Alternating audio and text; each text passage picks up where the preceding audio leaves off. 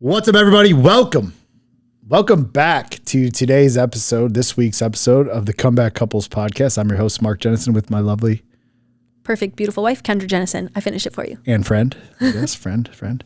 I got three things that I'm going to say real quick that have nothing to do with the topics we're going to talk about today, but I'm just going to grab this mic because I've been thinking about them all week. Number one, happy birthday to Jade. She's going to be 10 years old tomorrow.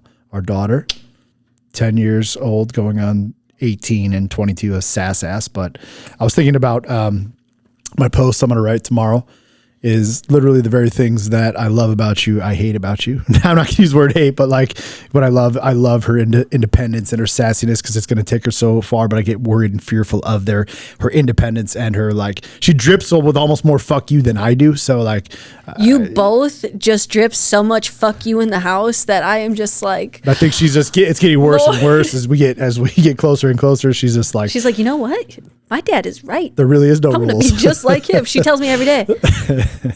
So happy birthday to you. If you listen to this, I'm sure. She does not. Well, you never know if Phoenix might be showing her.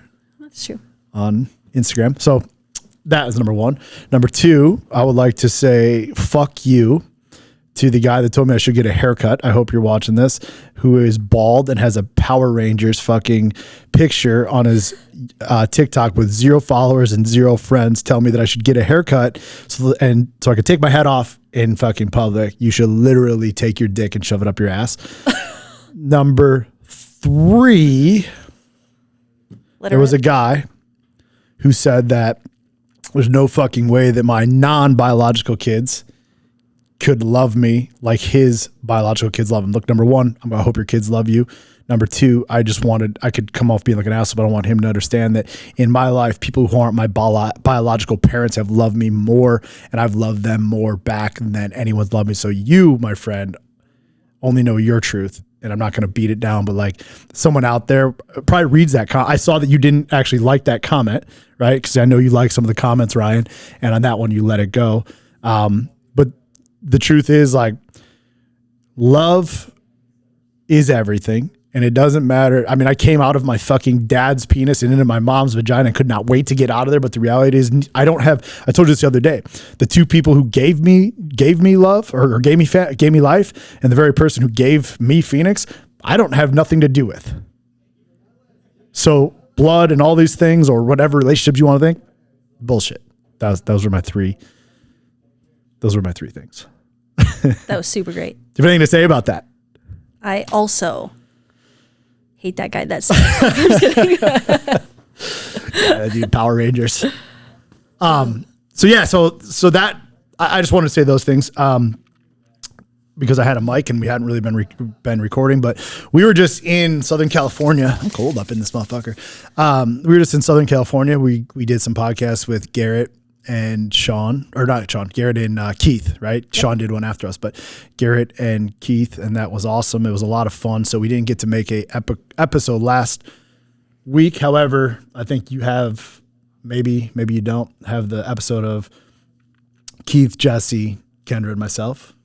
I don't have that one downloadable. I can get it from that Jake. Cool. We'll get that up. So for you guys that listen to this, that was pretty fun. That was a pretty good time. What were your thoughts? We talked about it, but what did you think about that? Traveling, and that was your first traveling podcast. It was my first traveling podcast, which is funny that you say that because I didn't even necessarily look at it that way. I was just like, oh yeah, we got to go to California. We got to do some work. We got to go do some networking. Of course, we have to do some surfing. But yeah, it was a lot of fun. I genuinely have so much love for Keith and his wife. I can't say enough about people. Just meeting them, they welcomed us into their home. They were so just authentic and open and kind and loving.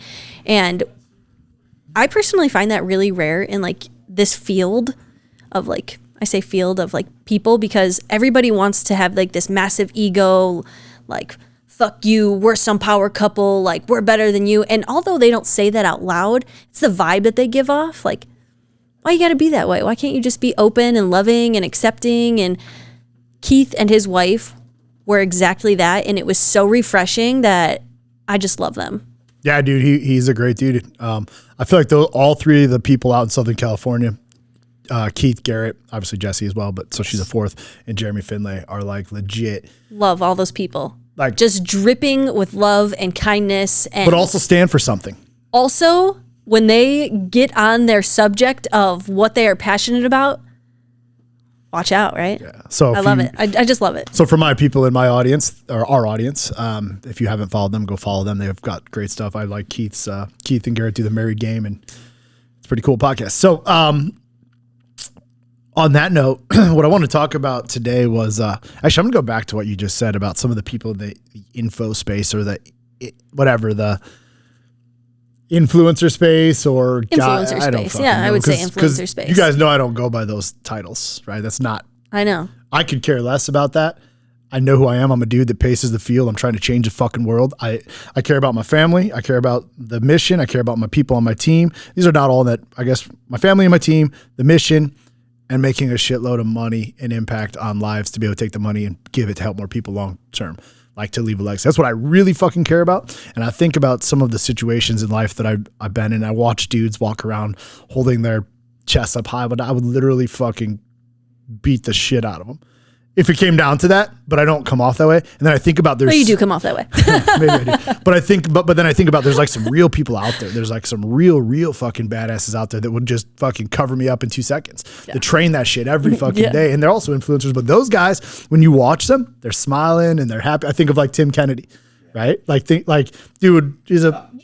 Yeah, right. Jocko, Tim Kennedy, Ray Cash, Steve Acker, all these guys out there that like they're badasses.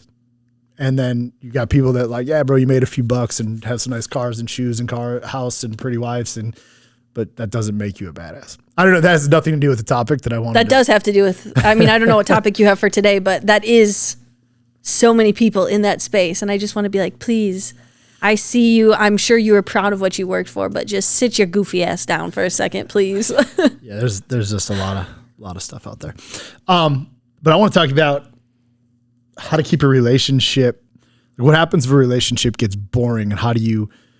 So I obviously like to always deliver a message to our comeback people because a lot of those guys watch it, but we're also getting a lot of women that are really liking these little clips all over Instagram or mainly TikTok, I think. Excuse me. But, once you find out who you are as a man, or maybe as a woman as well, when you start finding out who you are and you get to the spot and you're in a relationship with somebody and you've done so many things together, like you can only eat at the same restaurant, the same place so many times, or the same steak, or the same fucking sex position, or the same, whatever it becomes same. I don't feel like we have that in our relationship, right? Like we're always doing things. So that's kind of what I want to talk about, how we keep it from being non-stagnant or when it gets boring.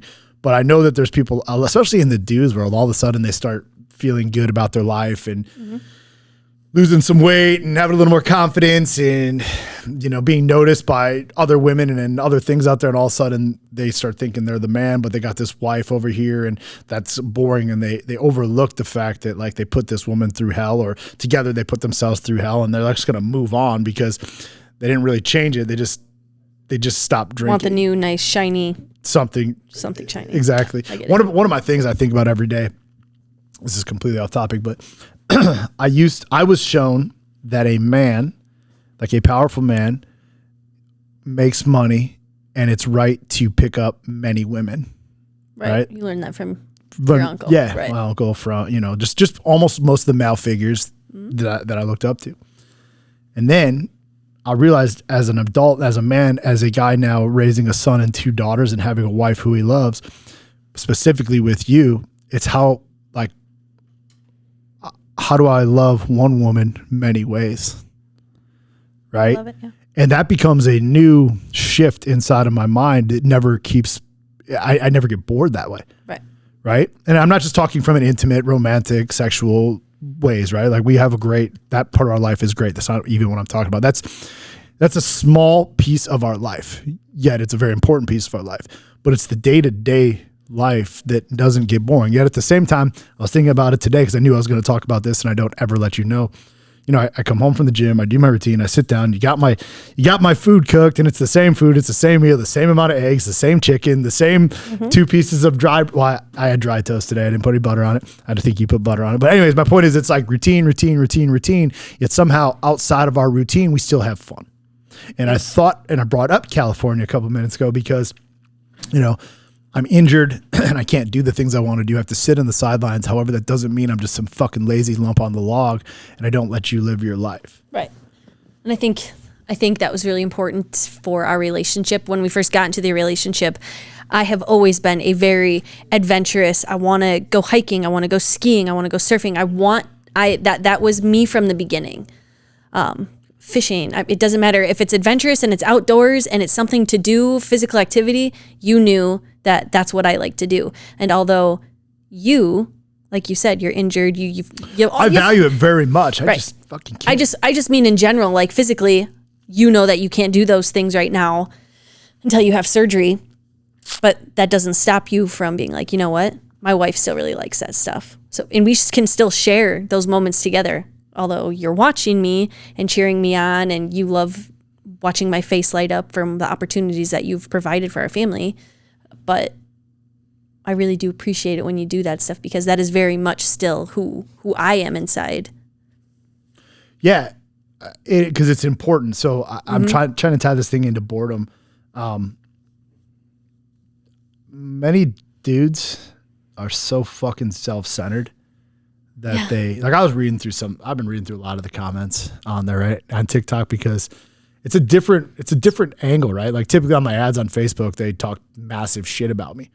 More often than not, though, it's pretty supportive on TikTok where these things go with the women. But then there's always these few dudes. It's always the man's fault, right? Like on a couple things that you're put out there, like this is the man, and of course just talk shit about him or blah blah blah. Like they don't even comprehend what we're saying. But the reason that I wanted to address that was because there's a decision that has to be made when you are committed to loving one woman in many ways, is that boredom has to be the foundational, or not being bored or refraining from boredom has to be the foundation, one of the foundational building blocks of what you're going to build this kingdom on.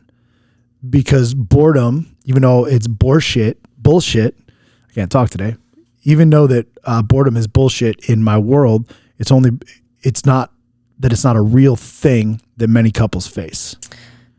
I agree. And loving one woman multiple different ways. I think the biggest contribution to us like never being bored is our continuance for growth. I'm not the same woman you fell in love with when I was 26 years old. Imagine if I was still that same scarce mindset. Yeah, you're old as fuck, by the way, now. No, I'm not. Still like same mindset, never wanted to grow, never wanted to do anything. I'm a whole different woman compared to who I was back then. You're a whole completely different man back then. That doesn't leave much room for boredom, I mean, this continuing like learning and growing, and you never get bored when you're doing stuff like that. It's these couples that get stagnant and they have no lust for life anymore. They have no lust for growth. They have no lust for dreams and hopes and aspirations. They have no lust for supporting each other. And that causes boredom. I think a lot of the time you would have been so bored with me, right? If I was still 26-year-old Kendra, you'd have been like, okay, like do something new, like show me something new. Yeah, I just was thinking when you said that, because I have one client, I'm not going to say his name, but like I spent a lot of time talking to him on the phone, and he's grown so far away from his wife, but he doesn't want to leave her because they have kids together and he loves her. But he contemplates every day. He's like, I'm bored. She doesn't care. She wants to sit on the TV or sit on the couch and watch TV all day, and that's what makes her happy. And like, look, if that's what makes you happy, cool, great. But like, if you want to have, I highly doubt that that's what makes her happy, right? I don't know that because don't know that. I've never met her, but there might be someone that's like, yo, I can't wait to get home and watch that new Netflix, right? Or these shows, or maybe that's really truly what they want. I don't want to knock whatever makes you passionate, but what I noticed with him is what he's saying. He's like, yeah, man, I want this. I want what you and Kendra have. I want this lust and this just desire to just conquer, right?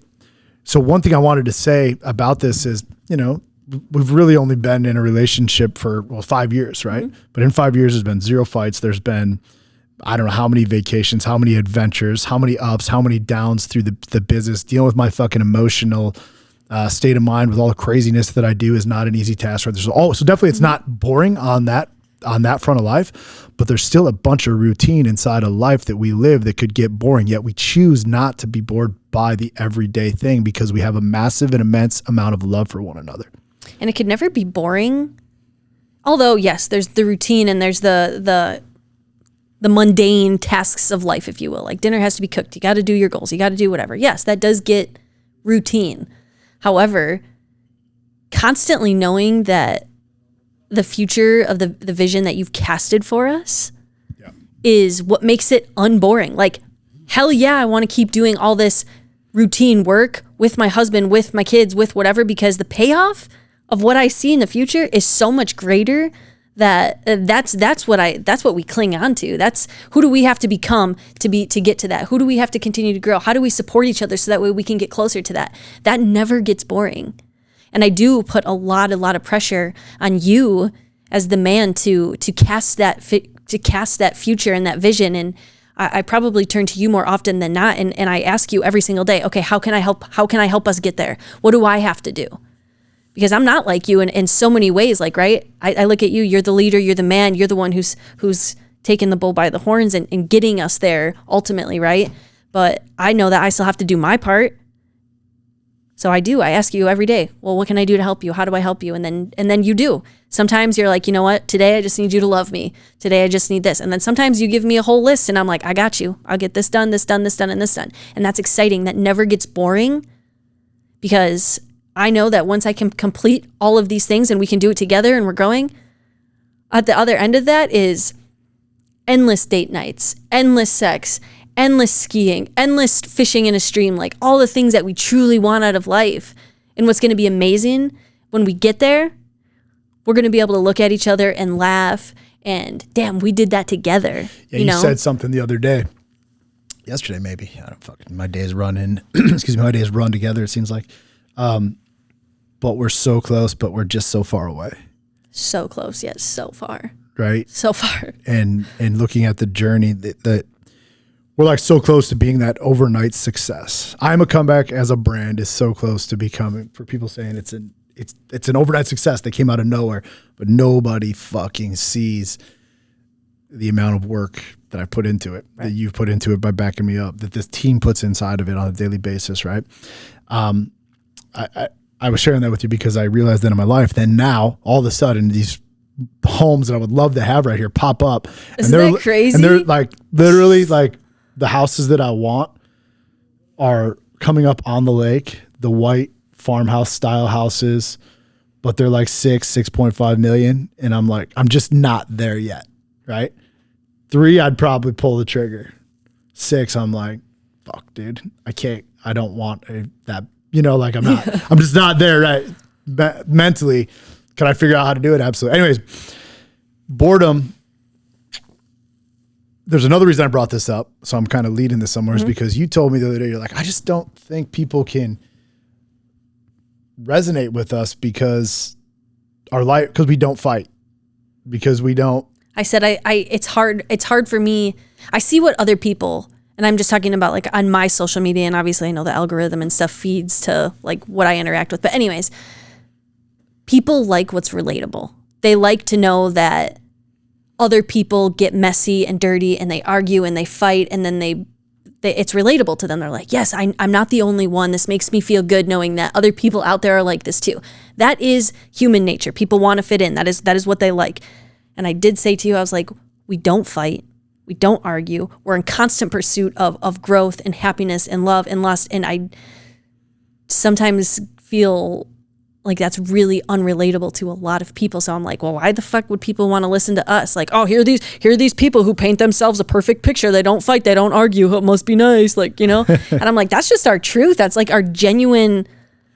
that's just our genuine truth. And that doesn't resonate with a lot of people. And I've been waiting to get on this because the way we live doesn't resonate with a lot of people, but it's what everyone would like to try to accomplish as a relationship together. And what resonates with them is the shit that we went through, like individually before we got here, to be able to share the message. Which we've never actually shared with people. Like the shit that we've individually gone through before you and I actually got together. Right. Which was a massive shitstorm, by the way. It's kind of amazing, actually. So, and we could share that on another episode, but I thought about it and I thought deep about, like, do they resonate? And what is the one thing that every couple out there that could hear this could resonate with? And that is that loving the same person day in and day out gets boring, right? No, I don't believe it does. Right. But like in their world. It's the same fucking thing. I was watching, we just went to this concert. Where we go to Chris this Stapleton. Merle Haggard or whatever. Chris Stapleton. Chris Stapleton. And, there was this drunk lady remember we were at the front there, and there's this drunk lady that was talking to the people behind us holding her beer. And she was talking about how her husband, he's lucky he gets to still kind of live on the couch, right? Like, I'm like, what the fuck? The guy probably goes to work every day to come home and provide for you, and you're less like, you could care less about him. And maybe she was joking or whatever, but I think that's what happens in many homes. You take for granted the person that you sleep next to.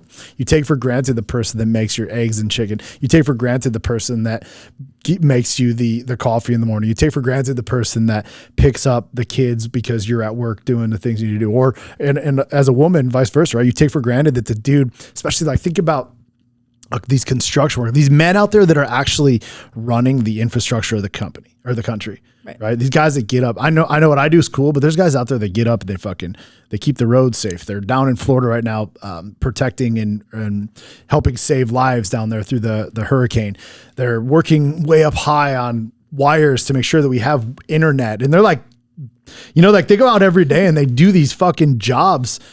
And sometimes the wife doesn't really appreciate that, or they take it for granted. And it's really what at the core is you start taking for granted that the love that you created, the life that you wanted, because you have the same person over and over.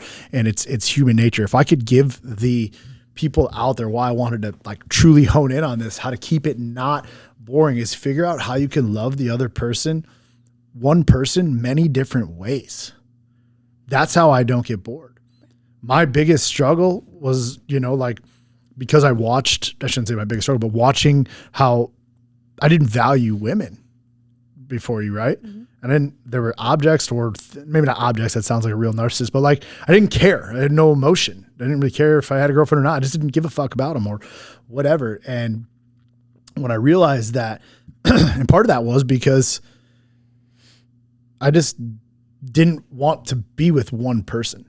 Right. And then when I realized that one person is going to love me back entirely if I love her the way she needs to be loved, also knowing that, like, this is a commitment for the rest of your life, right? Like, this is not, divorce is, I'm not, it's not on the books for me. There's only two ways, right?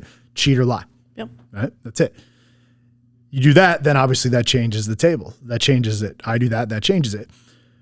So when I make a commitment, or these men out there make a commitment and they're like, fuck, I'm getting bored, they don't realize they made a fucking commitment. Like, they truly didn't make a commitment to themselves. It sounded good till death do us part. It sounded good to tell the people around you love this girl, but then when it comes time to show up, you don't do it. And then you might not cheat, but I think even being worse than cheating is being in a loveless relationship, right? And loveless relationships, honestly, are because people get bored, I think. Yeah. What's your thoughts on that? I like what you said. I do agree to some degree. I also truly, like I kind of said before, I think growth is probably the biggest one. And there is a lot of guys that go through, come back, and all of a sudden they're this big hot shot. Now they got their life back on track. They're making more money. They're doing all these things. And the guy's like, yeah, well, my wife doesn't want any part of me, doesn't want any part of it. That's probably not true. I'm going to venture to say that maybe you haven't given her a chance, or maybe you haven't even like let her into your world yet. It's like all of a sudden you want a pat on the back for becoming all this like big, amazing, and awesome. For doing what you're supposed to do. For doing what you're supposed to do. Meanwhile, yeah, it's great that you have an amazing job. You're making all the money. You're the one who goes to work every day. You're the one who pays for everything. Your wife is at home. She's the one who's taking care of the kids. She's the one who's making sure the house is kept. So it's like you said before of like this taking for granted, instead of looking at it like, well, this is what I do, and then your wife looking at it like, well, this is what I do. It's a team effort, truly. I couldn't do what you do. I would never even try. You wouldn't last 25 minutes in my shoes, right? Like, but together, knowing our roles, knowing our places, it's like we thrive in that, you know? But I also, those are our roles, but you make a conscious effort to be like, well, what can I help you with? And I make a conscious effort to be like, well, what can I help you with? Right? So I think that's a really, really big role for a lot of husbands and wives. It's going to take a lot of communication in that sense, right? Especially if they're like two people that are like, why don't you ask your wife, hey, what do we want? Where are we going? How do we do this? And then if she's on board with it and she's like, well, this is kind of what I want. Maybe she feels like shit because maybe she did gain a little weight. Maybe you are some big hot shot now and she feels insecure. Maybe you're not making her feel loved enough about, you know, like, do you know what's going to happen when you start to pour all of that love and attention back into your wife? She's going to blossom. She's going to grow. And you're going to be like, yes, now I have what Mark and Kendra have. Like, I get it now. Everything that you've ever done for me, I mean, you pour so much kindness and love and attention into me, even on days when I know you're freaking exhausted. And I know that is not easy. I know that's exhausting. I know it's tough. And there's days where I see it in you and I'm just like, hey, listen, if you just want to go to bed, you know, you do that. But I think that's so overlooked because everybody wants to get in like this dick showing match about like, I do this and I do this. And it's just like, no, shut up, work together, start growing and becoming these new people. Like every single day, I'm different. I think in the sense of growth, right? I agree 100%. I like two things. One, you're either growing together or growing apart, right? Yeah. But you're growing regardless, which was, I think, a great topic that a great point that you brought up. And the other thing is, I believe that a lot of people think that the relationship should just be easy. Right. Right. And I can tell you wholeheartedly, I can honestly say our relationship is easy. Sure, I'm sure that's what people think from the outside, but I mean, I'm going to put this on you because it truly is a you thing. I'm kind of selfish in the sense that if I'm having a bad day or if I'm tired, I just go to sleep or I'm just like, ignore everybody. But if you're having a bad day or if you're tired, no matter what, you still pour so much love and affection and attention into your family. Like you are so incredible when it comes to that. And I know how exhausting and tiresome and hard that is. Because let's be real. I mean, on top of running a multi-million-dollar business, on top of dealing with the amount of struggles and madness that from coaching men who are in really rough places sometimes, and then to come home and to still be able to like push that out of your mind and be like, all right, this is my family. This is what I have to do. That's a one in a kind man. And I'm forever grateful for you for that because I know how hard that can be. Yeah, I appreciate you said that and you noticed that. I guess I never really heard you put it that way, but it really boils down to, for me, being a choice. I live by the days I don't, I absolutely must. That's just been instilled in me. The days I don't want to go to the gym, what do? Go to the gym. I go to the gym. Yeah. The days I don't want to go to work. Or the days that you're just so pissed off is the days like with your family, you're just so extra patient. The days where everything is fucking crumbling and falling apart around you, you're like 10 times more loving to us. It's like you find this like immense amount of peace in being like, all right, I know everything around me is fucked up, but this I can control. This is mine. I got this, you know? And so many people allow the outside world or their emotions or so many things to like penetrate that and to affect that, whether they're aware of it or not. But that truly makes you a man that I am forever grateful to have because I know how hard that is. I'm not trying to win any awards with it. I'm just trying to do what I think is right every day because I try to lead with, like, I feel like I need to show it in my family. 'Cause if I'm not showing it in my family, then I'm not showing it in my work. If I'm not doing it here, You take it to a whole nother degree for sure. I fucking literally own everything. But I think that's important for other gentlemen to hear, because in those days where maybe things are boring or maybe things are chaotic or maybe things are whatever, it's like, okay, what can I control?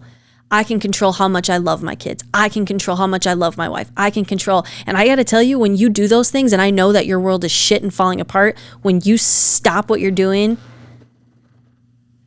and you show me that extra amount of love, that extra amount of attention, that extra amount of an extra mile walk together, holding my hand, kissing me, loving me, you have no idea how much more I want to internally give you, externally, internally give you because of that. And I think so many gentlemen miss that piece, right? It's so easy to just be caught in your own emotions, to be I'm fucking pissed off at the world, so I'm going to bring it home. And now I'm fucking pissed at my wife because she sat on the couch today. And it's just like, control, you have so much more control than what you're allowing, right? So if you just stop for a minute and you come home when your life is fucking crumbling, or you had a hard day at work, or maybe, and you show your wife or your kids that extra amount of love and attention, that comes back to you tenfold. And at least I know that's what I do it for you, because I'm just like, man, I want to give this man everything. He's giving me everything. How do I give him everything back more, right? And then you do it, it's just like, I can't even express into words like what that feels like, to have that piece of somebody, to have you be that piece, P-E-A-C-E, for our entire family, and for me to reciprocate that to you, right? Like I said, sometimes I'm a little bit more selfish in the sense that if I am crabby or if I am tired, it's just like I'm more of like I just gotta be alone for a second, Yeah. But even inside of that doesn't bother me, because I know when I know when I respect it. right. That's interesting what you're saying. Like, I come and I give it, like, you want to give me everything when I pour it into you. I also pour to those kids. Those kids don't want to give me anything but a fucking headache, though. That's what they want to do. They just That's honest truth, isn't it? They just want to be loud and squawking and screeching and jumping on me and talking. But that's because that's who I am. Anyways, I was gonna say, I wanted to just add, like, I know so many people want, and I've heard a lot of people, and I'm grateful for it, and I truly am grateful for the people that have come up and said, I want what you and Mark have. I want the fun. I want the adventure. I want the love. I want the sex. I want the laughs. That comes with a lot of patience, a lot of giving everything to each other, even on the days that we don't want to. That comes with randomly booking trips. That comes with, there's a lot. It also comes with sacrifice. It comes with so much sacrifice. And yes, a major element is we're totally attracted to each other. We like the same things. So that also is another giant component of it. Like you could text me any random day and be like, hey, let's meet at the ski hill. I'll be there in 5 minutes, right? And I know that's not the case for everybody. Some women or some men just aren't into that. But I challenge you to what do you guys like to do, right? And then go do more of that. You could text me, hey, meet me in the field, our back field. Meet me in the back field. I have a picnic set up for us. Like, holy cow, that's not boring. That's amazing. Yeah, we've done that's that. That's fun. We've done. I know. That's what I'm saying. Picnics, shooting guns. Like, yo, here's what I'm going to do. We're going to do it.